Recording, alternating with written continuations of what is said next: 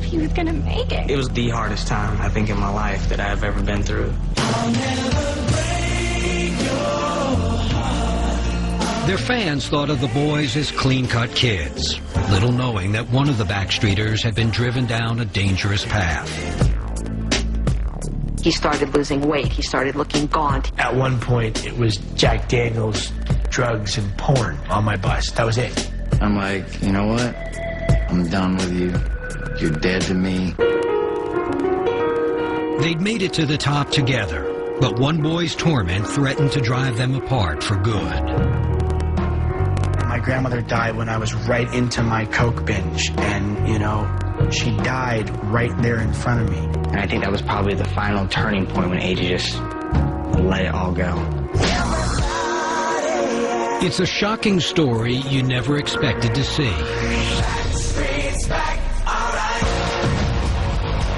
The Backstreet Boys, behind the music. Coming up next, more about the Backstreet Boys in just a few minutes. Come on, buddy.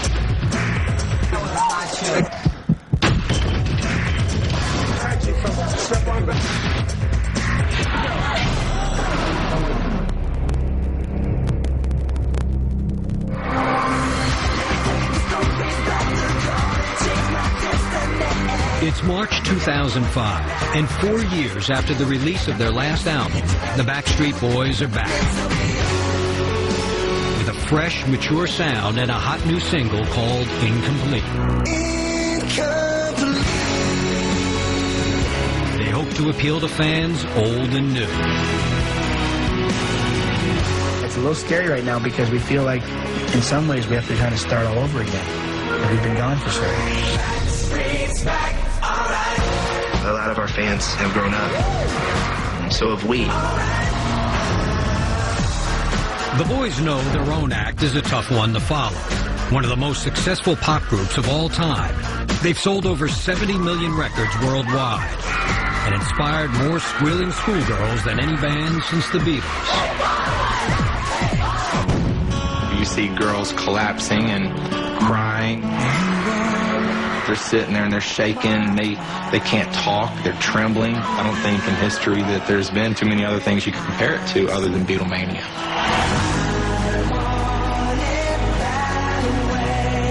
Hotels hated us because there would be 300 kids in the lobby and we'd come through and all mayhem would break out. But that's what it was all about.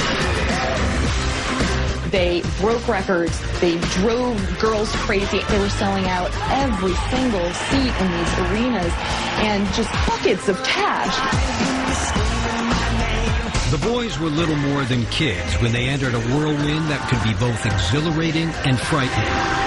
And in a few short years, they would endure more health scares and heartbreaks than pop stars twice their age. The rewards are great, but the demands are huge. Make no mistake, the Backstreet Boys are paid, but they have not had an easy time of it. It's like, hopefully nothing else bad will happen, you know? We've been through enough. So. The boys' backstory begins in January 1978, when Alexander James McLean was born in West Palm Beach, Florida. Raised in modest circumstances, AJ was facing adversity by the age of 2, when his parents divorced and his father walked out of his life. It was a real bad situation for AJ because his father would say he was going to come over and he wouldn't show up. That got to be a little traumatic for AJ as a child. My grandmother was my second mom, you know, and she was my everything, you know. What I knew was always my mom and my grandparents. That was it. Encouraged by his mom and grandmother, Alex escaped into a fantasy world as a stage performer. By the time he was 12, he'd acted in over 70 plays and had become a master puppeteer. I was obsessed with puppets. He started incorporating it into routines so that when he went to talent shows, he had something that was unusual that he could show to kind of separate himself from the other people. It worked. Tonight I gotta cut loose. By 1992, 14-year-old AJ was a regular at auditions in the theme parks and movie studios of Orlando, where he soon met another hungry young performer named Howie Dorough. Howie and I met at a couple of auditions, and we just became friends. He had like a hat and glasses, and he had this little puppet routine that he was doing. I'm like, who is this little pipsqueak up there? A native of Orlando, Howie was the youngest of 5 kids in a devout Catholic family. At the age of 4, he'd been bitten by the showbiz bug and was soon addicted to the attention of fawning females. I remember the girls were like, oh, Howie, and they would come over, and I was like, wow, I can get up on stage, do my thing, have girls around, and then it all started from there. He really enjoyed it. You know, he loved the attention, and he's still getting it. In July of '92, Howie and AJ spied an ad in an entertainment circular that had been placed by an entrepreneur named Lou Pearlman. The owner of a charter airline company, Pearlman had no experience with music, but he was convinced he could make a killing with a new boy band. There was an article in there talking about a singing group, the New Kids on the Block look with the Boyz II Men sound.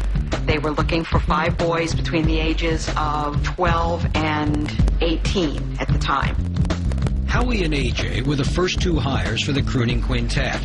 The group was soon rounded out by Florida native Nick Carter and 2 Kentucky cousins and ex-choir boys named Kevin Richardson and Brian Littrell.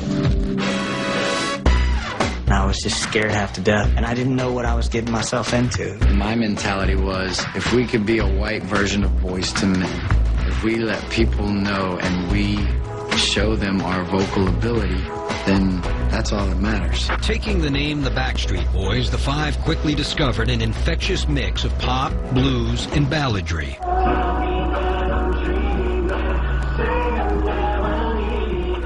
Holding down part-time jobs by day, they toiled on their routine after hours, perfecting their moves in the cavernous warehouses of Lou Pearlman's company, Transcontinental Airlines. They were just big open warehouses with no air. I think they had some of the propellers from the blimps underneath it, and they would be trying to blow on us just to keep us cool. We worked our butts off. Most of us have come from nothing. Whether or not people believe that or not, you know, we worked.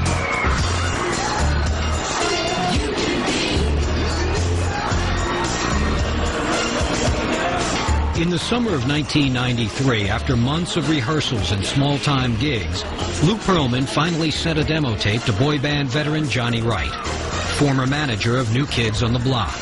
A videotape came to me of the Backstreet Boys at a SeaWorld show. And at first, my attitude was, been there, done that, didn't want to do it again. And until I had my first meeting with them and really heard that they could sing. Johnny Wright signed on to manage the group, knowing they were a long way from a record deal. First, they would have to find some fans with a grinding cross-country tour of dingy malls and high school hallways. It was an old broken-down crew bus that had seats, no bunks, barely had air conditioning and heat, and we literally went across the country, city to city, school to school. We would go into all these schools and the kids would be like, this is a joke, right? This is a joke. Junior high and high school students can be the toughest audience you'll ever get in front of because they just don't care. Shy is one of our favorite groups, and we're going to sing a song of theirs. The kids would be booing us. Y'all like this in the back? Well, it was just like, is this all that we're gonna do? I mean, what the hell? Is this it? Are we gonna just be stuck to being a middle school, high school act, or are we actually gonna get a record deal? After 6 exhausting months, the Backstreet Boys had a small but growing fan base and an audition with Mercury Records exec Dave McPherson.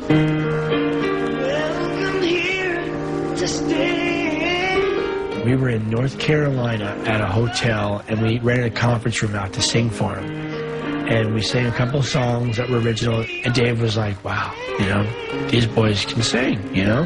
There were no groups like this that were really out in the marketplace at the time, and it just sounded really interesting. But at the time, radio was ruled by grunge rock and gangsta rap, and Dave could not convince Mercury to sign a sugary pop group. So in February 1994, he took the boys to Jive Records, a fledgling label that decided to take a chance on the group.